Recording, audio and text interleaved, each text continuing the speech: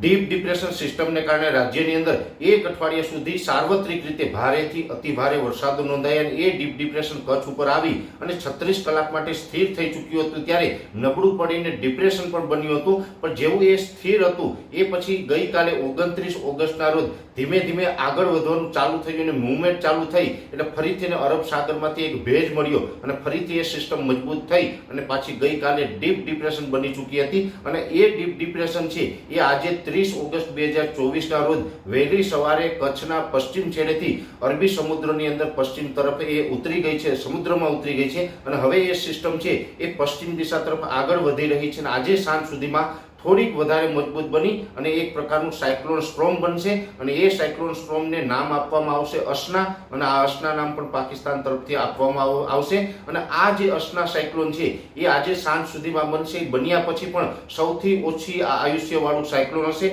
એ cyclone બન્યા પછી પણ માત્ર 6 થી લઈને 10 કલાકની અંદર એ નબળું પડીને વિખાઈ જશે અને એ સિસ્ટમ છે પશ્ચિમ દિશા તરફ આગળ વધી જશે। પણ સારા સમાચાર એ છે કે આ સાયક્લોન છે એ ગુજરાતને કોઈ રીતે અસર કરતા નથી, કેમ કે એ જે ડીપ ડિપ્રેશન સિસ્ટમ છે એ અત્યારે કચ્છથી પશ્ચિમ દિશા તરફ સમુદ્રમાં આગળ વધી રહી છે એટલે હવે જેટલો સમય વધારે જશે એમ ગુજરાતથી ખૂબ એ સિસ્ટમ દૂર નીકળતી જશે એટલે ગુજરાતને આનાથી કોઈ ખતરો નથી। એટલે અહીંયા કોઈ પેનિક થવાની જરૂર નથી, કોઈ ગભરાવાની જરૂર નથી। ગુજરાતની અંદર જોવા જઈએ તો પશ્ચિમ સૌરાષ્ટ્રની અંદર દ્વારકા, જામનગર, પોરબંદર જેવા વિસ્તારો છે અને કચ્છના વિસ્તારોની અંદર આજે 30 તારીખના રોજ સાંજ સુધી હળવા સામાન્ય વરસાદો પડી શકે છે અને પવનની સ્પીડ છે એ લગભગ 40 થી લઈ અને 60 કિલોમીટર પ્રતિ કલાકની ઝડપે પવનો ફૂંકાશે અને જેના ગસ્ટિંગ હોય છે, જે ઝટકાના પવનો હોય છે એ 70 થી લઈને 80 કિલોમીટરની ઝડપે ફૂંકાય તેવી શક્યતાઓ છે। આજે 30 તારીખ સુધી પશ્ચિમ સૌરાષ્ટ્ર અને પશ્ચિમ કચ્છના ભાગોની અંદર પવનની ઝડપ રહી શકે છે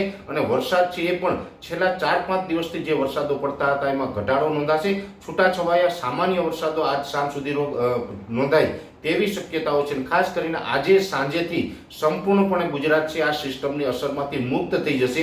આજે પણ ઘણી જગ્યાએ વાતાવરણ ખુલ્લું થયું છે, તડકો નીકળ્યો છે, એવી રીતે આવતીકાલે 31 ઓગસ્ટથી રાજ્યભરનું વાતાવરણ ખુલ્લું થઈ જશે, તડકો નીકળશે। એમાં સૌરાષ્ટ્ર, કચ્છ, ઉત્તર ગુજરાત, મધ્ય ગુજરાત અને દક્ષિણ ગુજરાત એમ તમામ રીજન છે એની અંદર હવે વરાપ જેવો માહોલ જોવા મળશે। આમ તો મોટાભાગના વિસ્તારોની અંદર 2-3 દિવસથી વરાપ છે, પણ જે પશ્ચિમ સૌરાષ્ટ્ર અને પશ્ચિમ કચ્છના ભાગો આ સિસ્ટમની અસરમાં હતા એ પણ આજે મોડી રાત સુધીમાં આ અસરમાંથી મુક્ત થઈ જશે અને તમામ વિસ્તારોની અંદર આવતીકાલથી વરાપ જોવા મળશે। એટલે આ જે અસના નામનું જે સાયક્લોન છે એ સાયક્લોનથી કોઈ ડરવાનું કે ગભરાવાનું નથી। એ ગુજરાતને કોઈ જ પ્રકારે અસર કરવાનું નથી, જેની દરેક મિત્રોએ નોંધ લેવી।